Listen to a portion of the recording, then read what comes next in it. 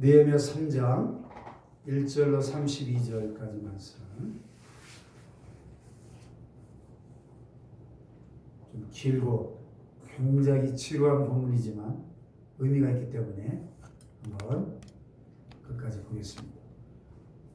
그때 대제사장 엘리야시브 그의 형제 제사장들과 함께 일어나 양문을 건축하여 성별하고 문짝을 달고 또 성벽을 건축하여 한메아 망대에서부터 하나넬 망대까지 성별하였고 그 다음은 여리고 사람들이 건축하였고 또 그 다음은 이브레의 아들 삭굴이 건축하였으며 어문은 하스나의 자손들이 건축하여 그 들보를 얹고 문짝을 달고 자물쇠와 빗장을 갖추었고 그 다음은 그다음의 손자 우리아의 아들 우리아의 증사였고 그 다음은 세사의 손자 베레기야의 아들 우들람이 준수하였고 그 다음은 바나의 아들 사독이 준수하였고 그 다음은 드고아 사람들이 준수하였으나 그 귀족들은 그들의 주인들의 공사를 분담하지 아니하였으며 옛 문은 바세아의 아들 요야다와 무소디아의 아들 무술람이 중수하여 그 들보를 얹고 문짝을 달고 자물쇠와 빗장을 갖추었고 그 다음은 기브온 사람 몰라디아와 메로노 사람 야돈이 강서쪽 총독의 관할에 속한 기브온 사람들 및 미스바 사람들과 더불어 중수하였고 그 다음은 금장색 파레아의 아들 우시엘 등이 중수하였고 그 다음은 향품 장사 하냐야 등이 중수하되 그들이 예루살렘의 넓은 성벽까지 하였고 그 다음은 예루살렘 지방의 절반을 다스리는 후르의 아들 르바야가 중수하였고 그 다음은 하루마의 아들 여다야가 자기 집과 마주대한 곳을 중수하였고 그 다음은 하삼리아의 아들 하투스가 중수하였고 하림의 아들 말기야와 바함무압의 아들 하수비 한 부분과 화덕 망대를 중수하였고 그 다음은 예루살렘 지방 절반을 다스리는 할로에스의 아들 살lum과 그의 딸들이 중수하였고 골짜기 문은 한운과 산후와 주민이 중수하여 문을 세우며 문짝을 달고 자물쇠와 빗장을 갖추고 또 분문까지 성벽 1000규빗을 중수하였고 분문은 베나게는 지방을 다스리는 메가베 아들 말기야가 중수하여 문을 세우며 문짝을 달고 자물쇠와 빗장을 갖추었고 샘문은 미스바 지방을 다스리는 고로세의 아들 살룬이 중수하여 문을 세우고 덮었으며 문짝을 달고 자물쇠와 빗장을 갖추고 또 왕의 동산 근처 셀라 목가의 성벽을 중수하여 다윗성에서 내려오는 층계까지 이르렀고 그 다음은 베술 지방 절반을 다스리는 아스국의 아들 느헤미야가 중수하여 다윗의 묘실과 아들의 집에 이르고 또 가서 지나 용사의 집까지 이르렀고 그 다음은 웨이 사람 바니 아들 르훔이 중수하였고 그 다음은 그일라 지방 절반을 다스리는 하사비아가 그 지방을 대표하여 중수하였고 그 다음은 그들의 형제 가운데 그일라 지방 절반을 다스리는 헤나닷의 아들 가하웨가 중수하였고 그 다음은 미스바를 다스리는 예수의 아들 에셀이 한 부분을 중수하여 성 구비에 있는 궁기고 맞은편까지 이르렀고 그 다음은 삭베의 아들 바룩이 한 부분을 힘써 중수하여 성 구비에서부터 대제사장 엘리야십의 직문에 이르렀고 그 다음은 학고스의 손자 우리아의 아들 무레못이 한 부분을 중수하여 엘리야십의 진문에서부터 엘리야십의 진 모퉁이에 이르렀고 그 다음은 평지에 사는 제사장들이 중수하였고 그 다음은 베냐민과 핫습이 자기 집 맞은편 부분을 중수하였고 그 다음은 아나냐의 손자 마아세의 아들 아사랴가 자기 집에서 가까운 부분을 중수하였고 그 다음은 아사랴의 아들 비누이가 한 부분을 중수하되 아사랴의 집에서부터 성구비를 지나 성 모퉁이에 이르렀고 우세 아들 발랄은 성구비 맞은편과 왕의 윗궁에서 내민 망대 맞은편 그 시위청에서 가까운 부분을 중수하였고 그 다음은 바로스의 아들 부다야가 중수하였고 그때 느딘 사람 고다가 거주하여 동쪽 성문과 마주대한 곳에서부터 내민 망대까지 이르렀느니라. 그 다음은 드고아 사람들이 한 부분을 중수하여 내민 큰 망대와 마주 대한 곳에서부터 오별 성벽까지 이르렀느니라. 남은 위로부터는 제사장들이 각각 자기 집과 마주 대한 부분을 중수하였고 그 다음은 인멜의 아들 사독이 자기 집과 마주대한 부분을 중수하였고 그 다음은 동문지기 스가냐의 아들 스마야가 중수하였고 그 다음은 셀레마의 아들 하나냐와 살랍의 여섯째 아들 하눈이 한국을 중수하였고 그 다음은 베레가의 아들 무슬람이 자기의 왕과 마주대한 부분을 중수하였고 그 다음은 금잔색 말기야가 한밑갓 문과 마주대한 부분을 중수하여 느디님 사람과 성인들의 집에서부터 성모퉁이 성루에 이르렀고 성모퉁이 성루에서 양문까지는 금장색과 상인들이 중수하였느니라. 아멘.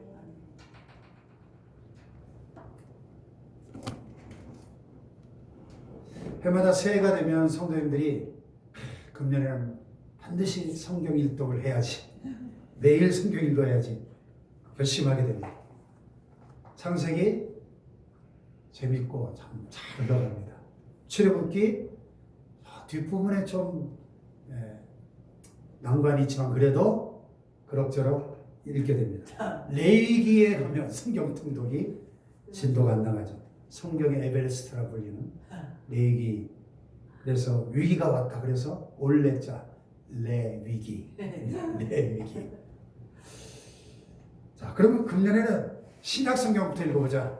마태복음 1장을 딱 펼쳤더니 누가 누구를 낳고 누구는 누구를 낳고 누구는 누구를 낳고 이거 뭐 산부인과 병원도 아니고 뭐야 덮어버립니다. 성경 읽다면 오늘 본문도 바로 그런 장 가운데 하나죠. 누가 어느 성벽을 건축했고 누구는 어느 성문을 달고 누구는 빗장을 달고 계속 끊임없이 이거 무슨 건설회사 건축 약사도 아니고 이게 뭐냐 이런 생각이 들죠. 그냥 느헤미야가 총독으로 들어와서 백성들과 함께 성벽을 잘 건축했다. 그러면 끝날 이야기를 왜 이렇게 시시콜콜 이 발음하기도 어려운 사람들 이름을 일일이 들먹이면서 성문과 성벽을 그렇게 구석구석 들먹이면서 기록하고 있는 걸까? 이 지루한 이야기를 계속해서 기록하고 있는 이유가 뭘까요? 모든 성경에는 메시지가 있고 의미가 있는 것인데 그것을 발견하는 게 성경을 공부하는 것이고 그걸 가르쳐 드리는 것이 설교죠. 성경 모든 구절 속에 하나님이 계시고 우리에게 말씀하시고자 하는 중요한 메시지가 있습니다. 아멘입니까? 아멘.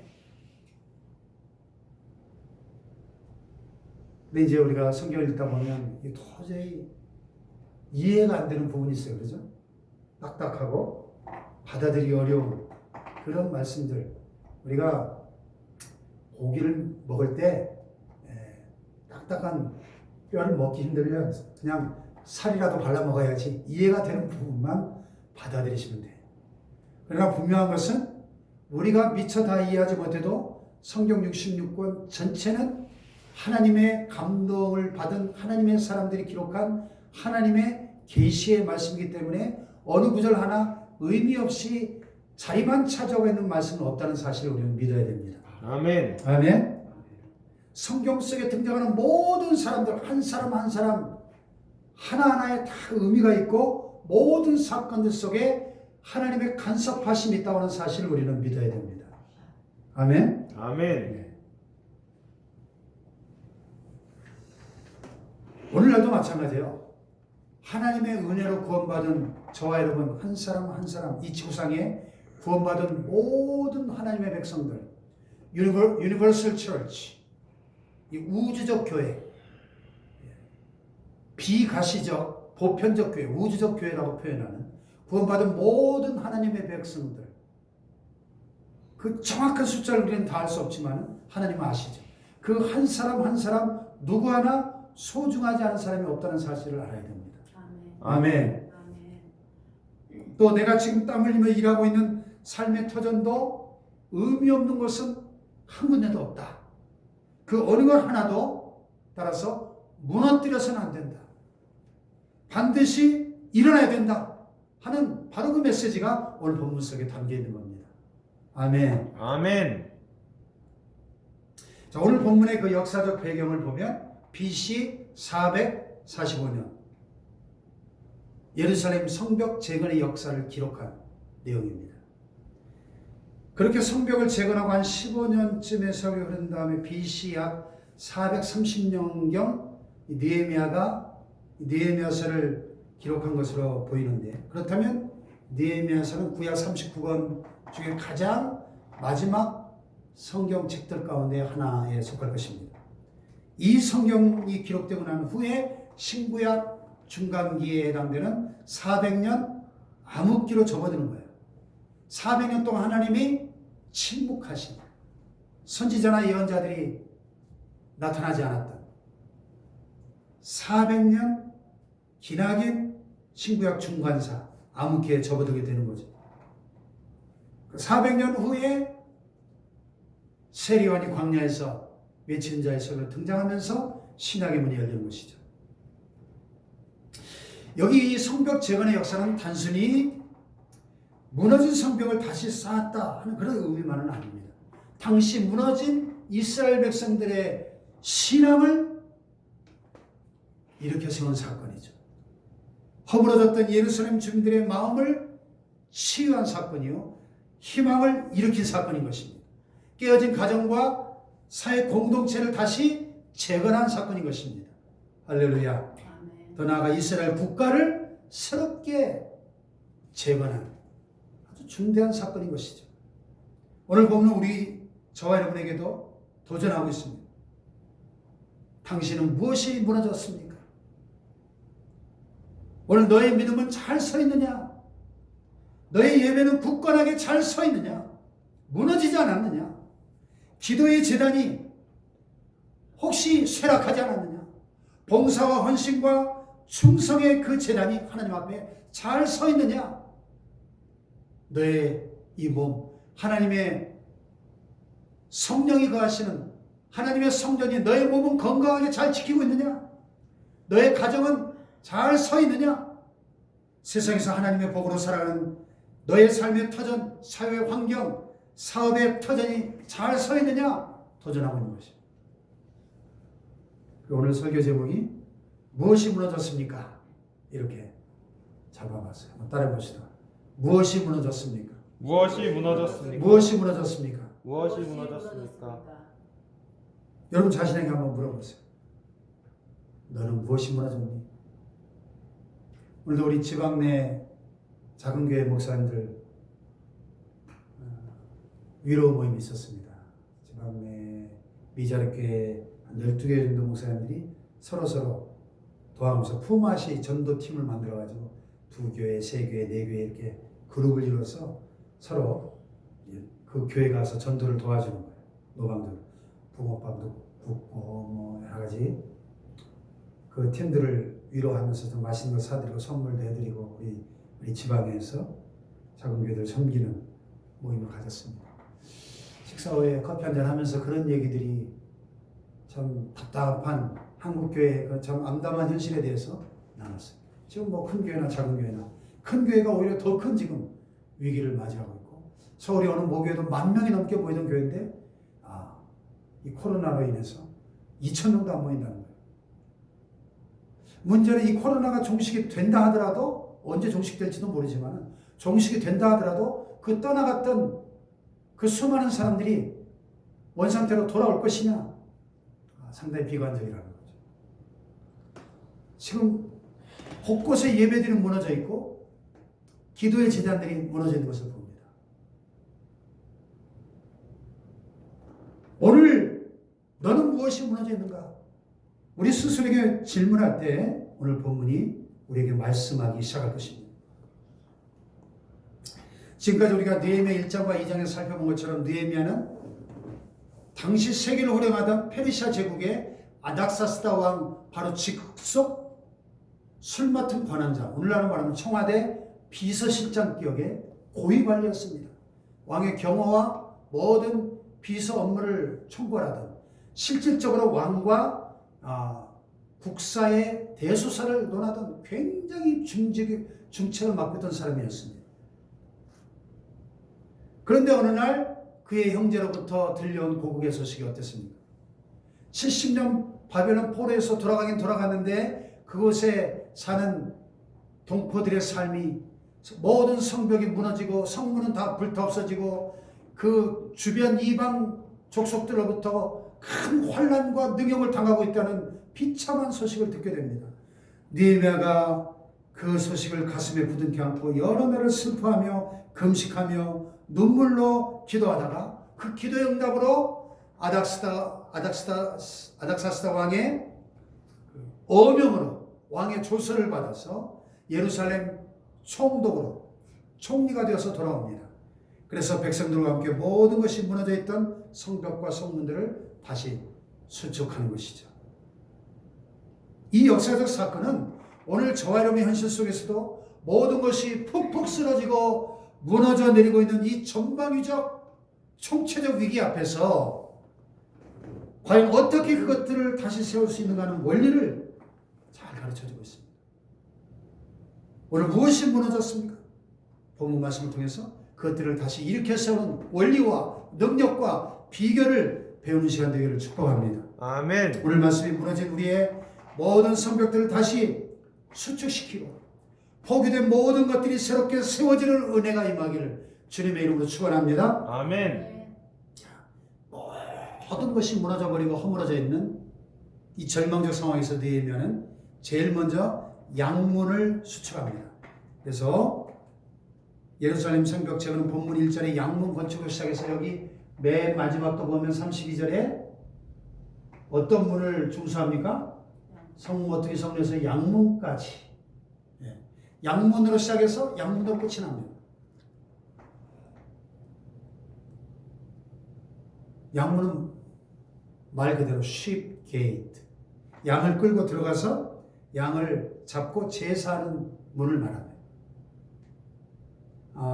우리가 지난번 이스라엘 갔을 때 예루살렘 이렇게 눈물교회를 지나서 예루살렘 이렇게 언덕으로 올라가다가 가이드가 제일 첫 번째 만나는 성벽과 문을 보면서 저게 양문입니다 했던 그 문이 기억나시는지 모르겠어요. 첫 번째로 봤던 예루살렘 성벽의 문, 그게 양문인데 예배의 문이죠. 무너진 예배를 다시 세우고 하나님과의 깨어진 관계를 회복하는 것, 이것이 내 삶의 터전을 일으켜 세우는 시작이자 완성이다 하는 것입니다. 하나님의 백성들은 무엇을 하든지 예배로 시작하고 예배로 마치는 것이죠.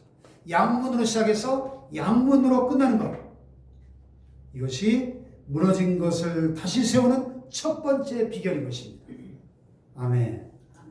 여기 양문을 통과할 때 중요한 것은 흠이 있는 양은 못 들어가요. 문 앞에서 다 제사장들이 검사를 하죠. 하나님께 드려져야 될 제물은 흠이나 또 병든 거, 문제가 있는 것은 드릴 수가 없어요. 흠 없고 깨끗한 것이라야 됐습니다. 오늘 내 마음이 하나님께 예배드리기에 합당한가 하는 것입니다. 성령님 내 안에 들어와 계셔야 되는데 내 마음의 왕좌가 성령님을 모시고 있는가 아니면 텅 비어 있는가 하는 것입니다.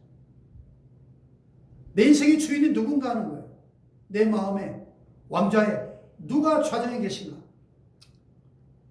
하나님 앞에 그러므로 회개하지 않고는 진정한 예배의 자리에 나갈 수가 없는 거죠. 예배의 부름, 항상 회개하는 시간을 우리가 가져야 되는 것입니다. 이것 없이는 절대로 예배의 자리에 나갈 수 없는 거죠. 우리 안에 각종 이 세상 살이의 상처와 쓴뿌리와 남을 용서하지 못하고 미워하고 시기하고 질투하고 분노와 교만과 원망과 불평과 이런 것들을 가진 상태로 하나님 앞에 예배할 수 없다는 거예요. 재물은 흠이 있으면 안 된다는 것입니다.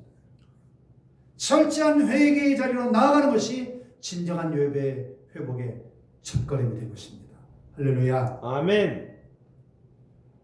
예루살렘 성벽을 수축하는 과정에서 오늘 이 본문 느헤미야 3장 1절이 굉장히 중요합니다. 그래서 자, 1절 한번 다시 읽어볼까요? 3장 1절 시작. 그때 대제사장 엘리야십이 그의 형제 제사장들과 함께 일어나 양문을 건축하여 성별하고 경적을 달고 또 성벽을 건축하여 함내야 망대에서부터 하나님 망대까지 성별하였고 그렇습니다. 지금 모든 성벽과 성문이 다 무너져 내리는 상태인데 다 무너진 성문 10개 가운데 제일 먼저 양문, 즉 예배의 문을 수축했다는 이 사실, 이것이 우리에게 중요한 메시지가 첫 번째로 있고요. 그 외에도 여기 보면 그때는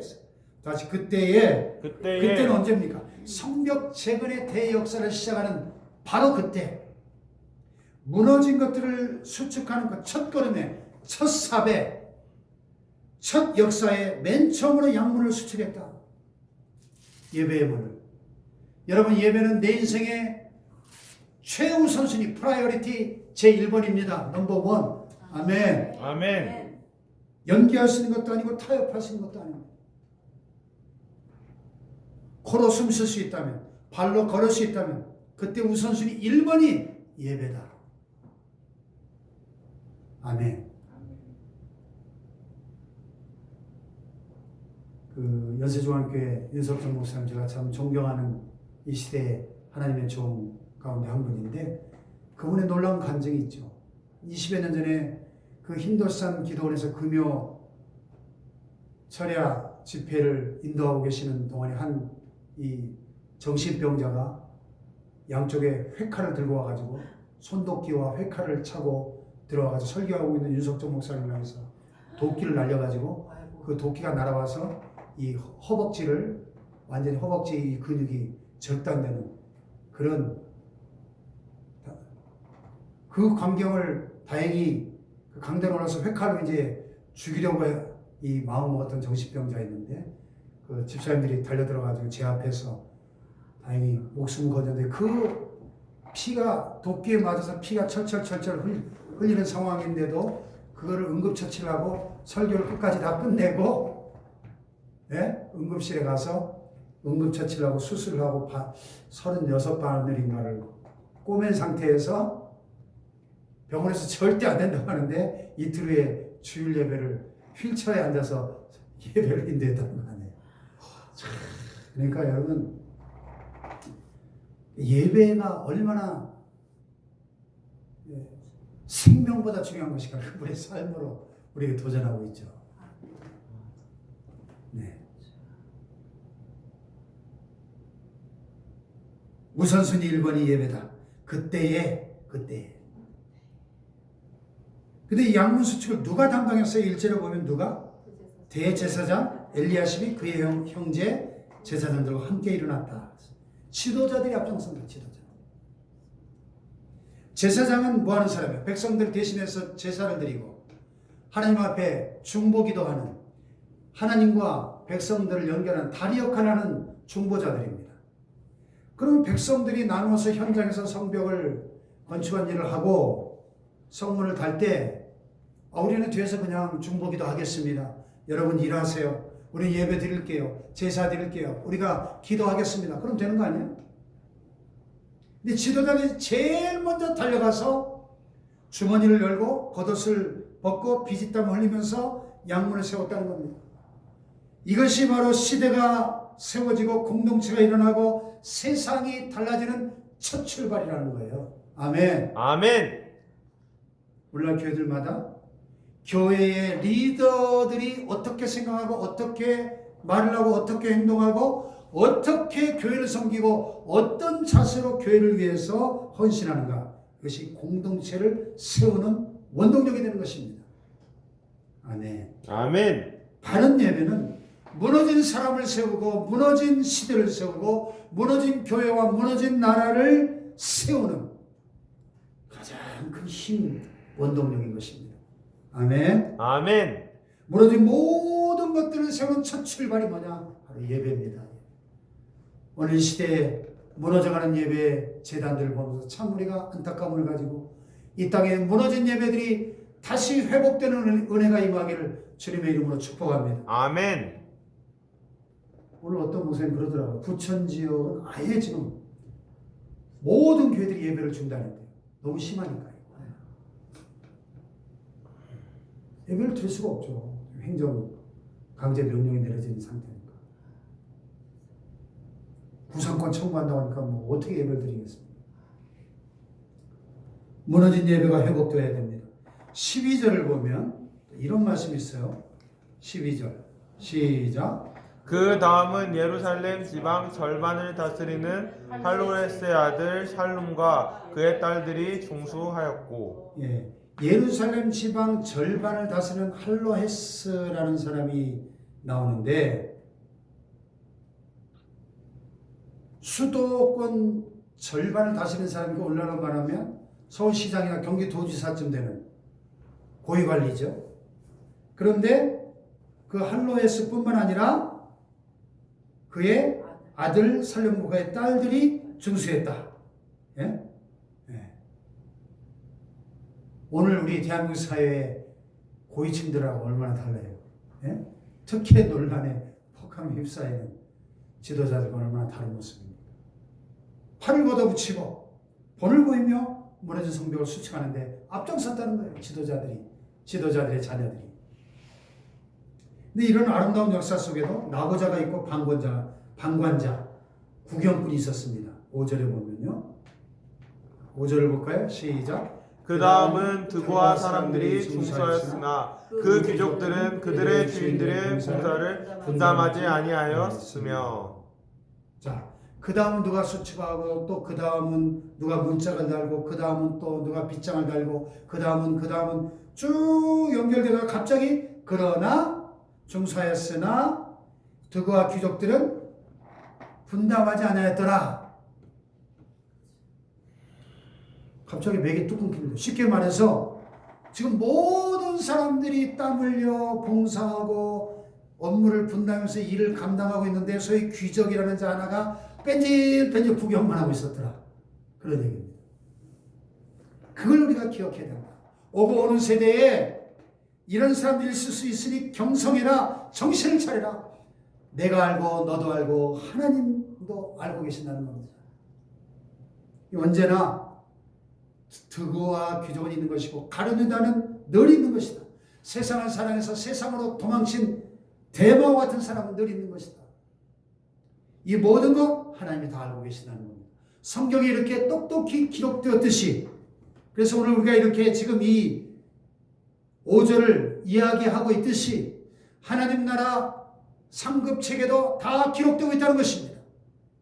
세상 사람들은 혹시 몰라도 다 기록되고 하늘나라의 책에 우리가 뺀질거리는 거, 농땡이 피우는 거 다 기록되고 있다는 겁니다.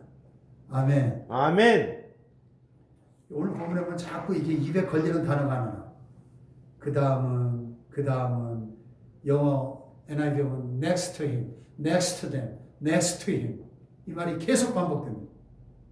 그래서 이 본문을 이 한 장에 32절로 된 이 느헤미야 3장 안에만 그 다음은 이 말이 29번이나 나와요. 32절 가운데.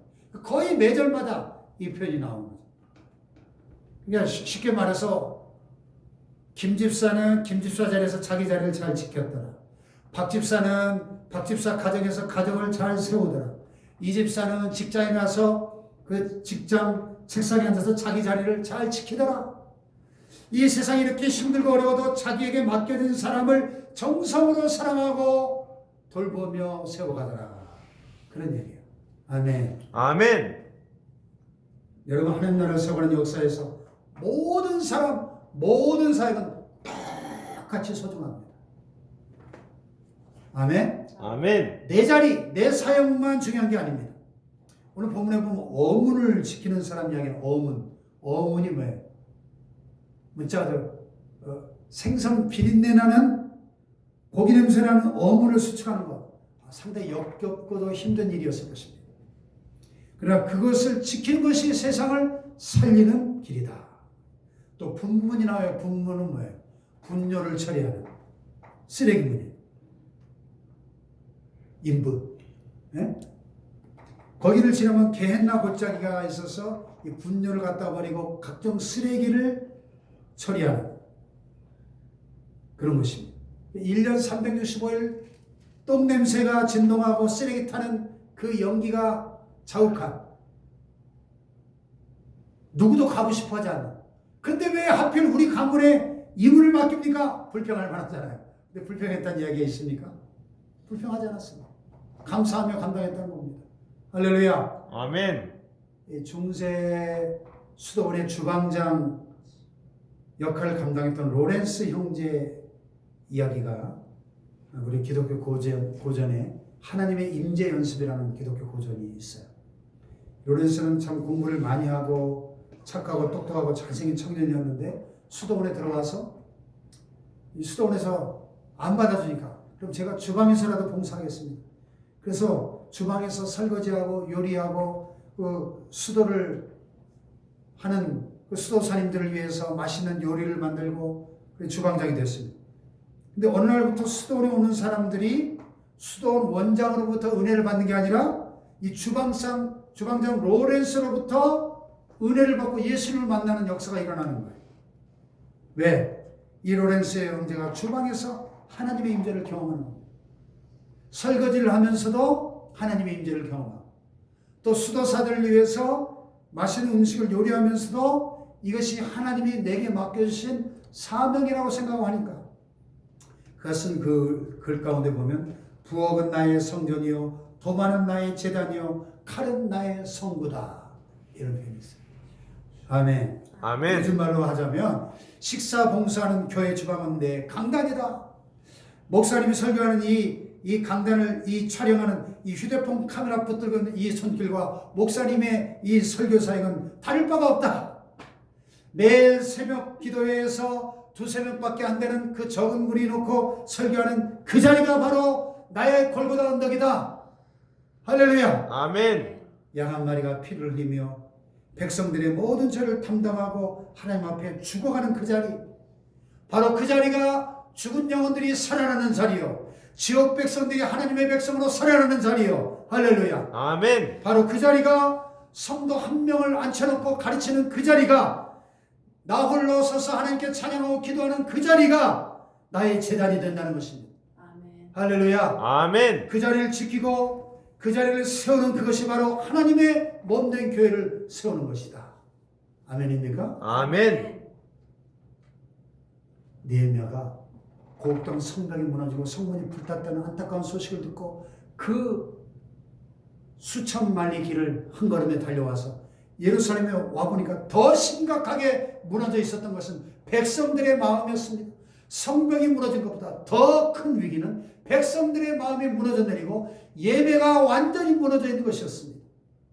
하나님을 향하는 믿음이 무너져 있었습니다. 그래서 여러분, 우리가 기도합시다.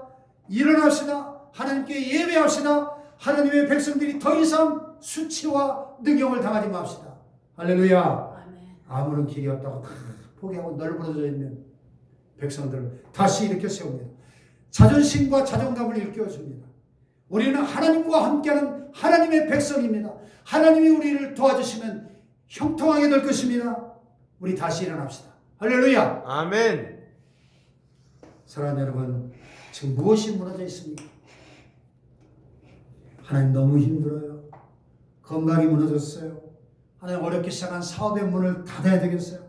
하나님 내 자식의 앞날이 보이질 않아요. 도와줄 힘도 없어요. 코로나로 인해서 나라도 어렵고 사업도 어렵고 한국교회도 다 위기라고 이구동성으로 난립니다. 도와주세요. 하나님 말씀하십니다. 진짜 무너진 것은 너의 믿음이니라. 너의 꿈과 비전이니라. 너의 마음을 지켜야 한다. 너의 말씀 신앙을 지켜야 된다. 기도 무너뜨린 거 잘못된 거야. 예배 잘 드려야 돼. 하나님 앞에 나를 드리는 약속, 그 하나님과 맹세했던 그 서원 지켜야 돼. 이게 세워지지 않으면 아무 의미가 없는 거야. 오늘 말씀하십니다. 할렐루야. 아멘. 이 느헤미야 3장 안에만 75명 이상의 이름이 등장합니다. 75명의 인물이 등장해요. 15가지 이상의 직업군이 나옵니다. 에스라서와 느헤미야서가 원래 한 권의 책으로 묶여 있었는데요.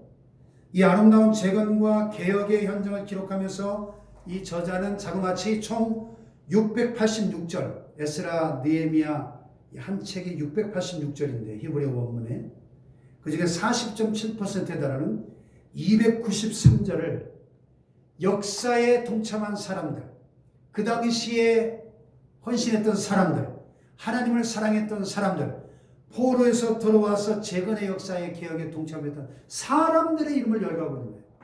거의 절반 가까운 그 분량을. 무슨 얘기예요? 그 바벨론 포로에서 기꺼이 자원에서 돌아와줘서 고맙습니다. 이제 겨우 바벨론에서 자리 잡고 살만했을 텐데 다 정리하고 고국에 돌아오는 게 얼마나 어려웠겠습니까? 당신 집도 아직 세우지 못했는데 무너진 성벽 수축하고 성문 세워주는 일에 헌신해서 감사합니다. 제가 알아요. 얼마나 힘들었는지. 아니, 하나님이 다 알고 계시죠? 갚아주실 겁니다. 세월이 흐르고 역사가 흐른 뒤에 후세의 사가들이 BC 445년 수고했던 당신들의 수고를 기억할 겁니다. 잘 하셨어요. 감사합니다. 그 얘기예요, 지금. 아멘. 아멘. 17년 동안 우리나라 전역을 돌아다니면서 야생 들풀을 연구했던 고려대 강병화 교수가 있습니다. 17년 동안 전국에 무려 4,500여 종류의 잡초, 들풀들을 씨앗을 모아서 연구를 했는데, 야, 잡초의 종류가 그렇게 많은지 몰랐네요. 4,500종이 넘는데, 우리나라에. 근데 연구의 결론이 뭔지 아십니까? 그 나훈아 씨의 그 잡초라는 노래 있죠. 이름 모를 잡초야. 근데 이름 모를 이름 없는 잡초가 없더라는 거예요. 네? 이것저것 아무것도 없는 잡초라네. 그랬는데 그런 거 없더라는 거예요. 다 그 안에 생명이 있고 의미가 있고 향기가 있고 독특한 아름다움이 있고 멋이 있더라는 거예요. 4,500종류의 잡초가 다. 17년 연구의 결론이 뭐냐? 하나님이 만드신 풀 가운데 잡초는 없다. 잡초는 없다. 하나님이 다 기르시더라는 거예요. 예?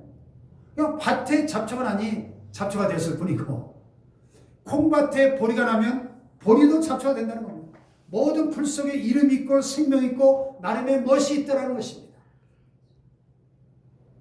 하나님의 사람 그 누구도 꺾여서는 안 된다는 거예요. 당신은 소중한 사람이고 당신은 존귀한 사람이다 하는 것입니다. 아멘. 아멘. 당신이 무너지면 안 됩니다. 여러분의 신앙이 무너지면 안 됩니다. 당신이 무너지면 하나님의 나라의 역사가 무너지는 겁니다. 오늘 장미영 목사님이 한숨 쉬면서 푸념을 해요. 너무 힘들어요. 그렇지 않아도 작은 교회인데 코로나 때문에 출석률이 절반으로 떨어져서 너무 힘들다는 거예요. 큰 교회는 출석을 안 해도 온라인으로 헌금이라도 하는데 작은 교회는 안 나오면 헌금도 안 해버리니까 헌금도 같이 준다는 거예요.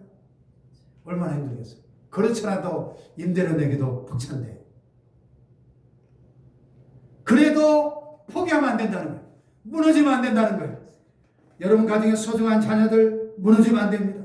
내가 붙들고 있는 이 조그만 사역 어떻게 하든지 다시 일으켜야 됩니다. 아무것도 아닌 것 같아 무너뜨리면 한국교회가 무너지는 거예요. 세상 사람 몰라줘도 붙들고 다시 일으켜야 됩니다. 오늘 본문에 등장하는 75명의 소중한 사람들, 15개의 직업들. 여러분 사업 일 더 힘드시죠? 그럼 어떻게 하든 여러분의 믿음을 붙들어야 됩니다. 예배 무너지면 안 됩니다. 기도 포기하면 안 됩니다. 아멘. 낙심하지 마세요. 하나님이 여러분과 함께 하십니다. 아멘. 아멘. 하나님의 사람들이요, 더 이상 수치를 당하지 말자. 더 이상 능욕을 당하지 말자. 아무것도 없이 우리가 빈손으로 깡통 들고 산다 할지라도 우리의 마음과 우리의 믿음이 무너지지 말고 당당하게 이 예루살렘 성벽을 재건하고 하나님의 백성의 포면을 가지고 자존감을 회복하고 예배를 회복해서 하나님의 나라, 하나님이 원하시는 제사장 나라를 회복하자 하는 것이 오늘의 메시지입니다. 할렐루야. 아멘. 이러한 회복의 은혜가 우리 모두에게 임하기를, 한국교회 전체 위에 임하기를 주님의 이름으로 축원합니다. 아멘. 비바람이 갈 길을 막아 나는 가리라